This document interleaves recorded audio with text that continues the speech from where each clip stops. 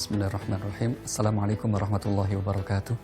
Alhamdulillah, assalatu wassalamu ala rasulillah wa ala alihi wa sahbihi mawalah. La hawla wa la quwata illa billah, amma ba'd.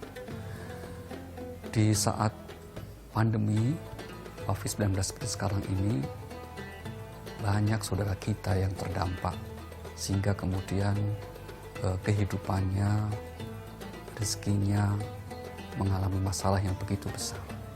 Bagaimana solusi agama dalam menghadapi dan menyikapi seperti itu? Inilah yang saya kira akan menjadi renungan kita pada kesempatan kali ini itu. Yang pertama, kita harus meyakini bahwa yang membagi rezeki itu adalah Allah Subhanahu wa Ta'ala. Di Al-Quran itu ditegaskan bahwa salah satu Asmaul Husna itu Ar-Razzaq, yang maha pemberi rezeki. Kalau dalam situasi yang normal, Allah anugerahkan banyak rezeki kepada kita. Jangan pernah menganggap bahwa yang menjadikan kita mendapat rezeki itu karena semata-mata usaha kita. Itu tidak benar. Tapi apa? Itu pun juga karena karunia dari Allah Subhanahu wa Ta'ala. Sebaliknya ketika dalam situasi wabah, dalam situasi ketika pintu-pintu rezeki yang normal umumnya tertutup karena wabah ini, maka jangan berkecil hati. Mengapa? Toh yang membagi rezeki, yang mengatur adalah Allah. Bukan karena semata-mata usaha manusia. Di Al-Quran kita lihat ya contoh. Ada seorang tokoh yang bernama Qarun. Ini konglomerat di zamannya. Tapi kemudian di ending akhir hidupnya bermasalah. Dan mendapatkan sekian banyak kutukan atau sanksi dari Tuhan. Salahnya apa? Bukan karena dia tidak beriman, tidak percaya kepada Tuhan. Enggak. Tapi kesalahan utama Qarun adalah ketika dia menganggap seluruh keberhasilannya, kesuksesan hidupnya semata-mata karena usahanya. Al-Quran mengatakan, mengabadikan di surah 28 ayat yang ke-78, Qala innama utituhu ala ilmin indi. Qarun berkata, aku sukses ini, aku diberikan semua ini karena ilmuku, karena kecerdasanku. Ini masalah. Maka kita harus tetap berbesar hati, tetap harus berprasangka baik, meskipun dalam situasi yang wabah, pintu-pintu rezeki normal seperti tertutup. Tapi percayalah, Allah yang membagi rezeki. Dan dari pintu mana Allah akan memberikan rezekinya itu bukan lagi wilayah kita. Kenapa? Karena Allah menegaskan di surah nomor 11, surah Hud, ayat yang ke-6, وَمَا مِنْ دَابَّةٍ فِي الْأَرْضِ إِلَّا عَلَى اللَّهِ رِزْقُهَا وَيَعْلَمُ مُسْتَقَرَّهَا. Ya. Dan tidak ada satupun binatang yang melata kecuali telah dibagi rezekinya oleh Allah Subhanahu wa Ta'ala. Telah ditentukan, telah ditetapkan. Tapi memang ada juga hukum perolehan rezeki. Meskipun Allah telah tetapkan, tapi bagaimana cara Allah membagi rezekinya ada hukum-hukumnya. Misalnya kalau orang ingin panen, ya harus nanam. Orang ingin berhasil, ya harus usaha. Orang ingin pinter harus belajar. Itu semua adalah bagian dari sunnatullah. Maka kemudian Allah di ayat yang lain juga memerintahkan kita untuk apa? Ikhtiar semaksimal mungkin. Misalnya di surah nomor 62 Al-Jumu'ah pada ayat yang ke-10 Allah berfirman apa? Fa idza qudiyatus shalah fantashiru fil ard wabtaghu min fadlillah. Dan apabila telah selesai melaksanakan sholat, maka bertebaran di muka bumi untuk mencari karunia Allah Subhanahu wa Ta'ala. Maka tugas kita adalah menyempurnakan ikhtiar kita, usaha kita, dan yang memastikan hasil akhir adalah Allah Subhanahu wa Ta'ala. Ini poin penting agar kita merasa tetap nyaman dalam menghadapi situasi wabah seperti sekarang ini, tidak berlebihan mengkhawatirkan tentang rezeki kita. Ingat, karena yang membagi rezeki hakikatnya adalah Allah Subhanahu wa Ta'ala. Maka Nabi ajarkan sebuah ungkapan yang masyhur, senantiasa kita ingat, apa itu? La haula wala quwwata illa billah. Tidak ada kemampuan untuk meraih satu kebaikan dan tidak ada kekuatan untuk menolak satu keburukan kecuali atas pertolongan Allah Subhanahu wa Ta'ala. Sehingga sekali lagi, pesimisme bukanlah sikap seorang muslim yang baik.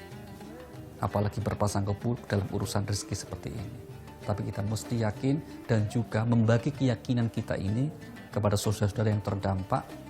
Maka paling tidak seandainya kita tidak bisa membantu mereka, paling tidak kita tetap berempati, menguatkan mereka, mendoakan mereka.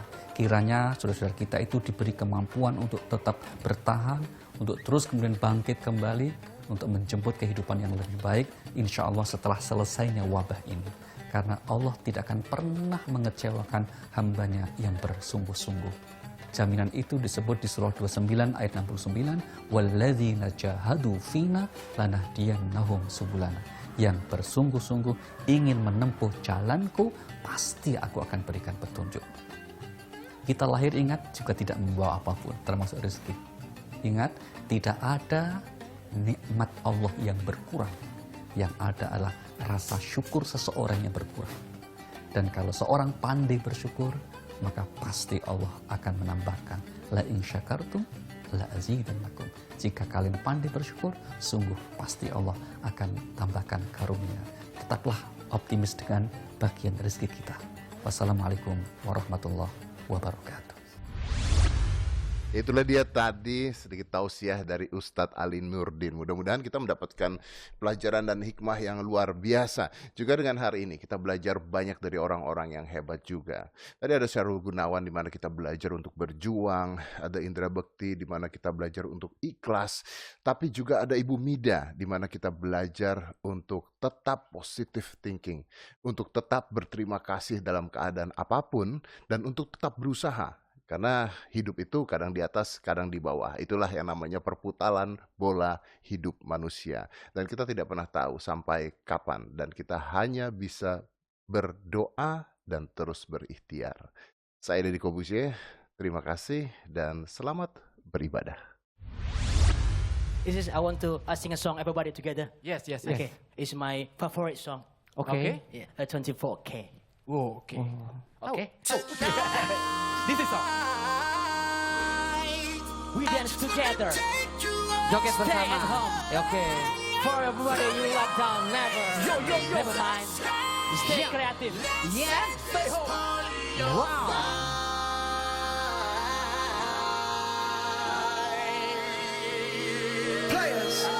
Style. All right. Hey. Flex.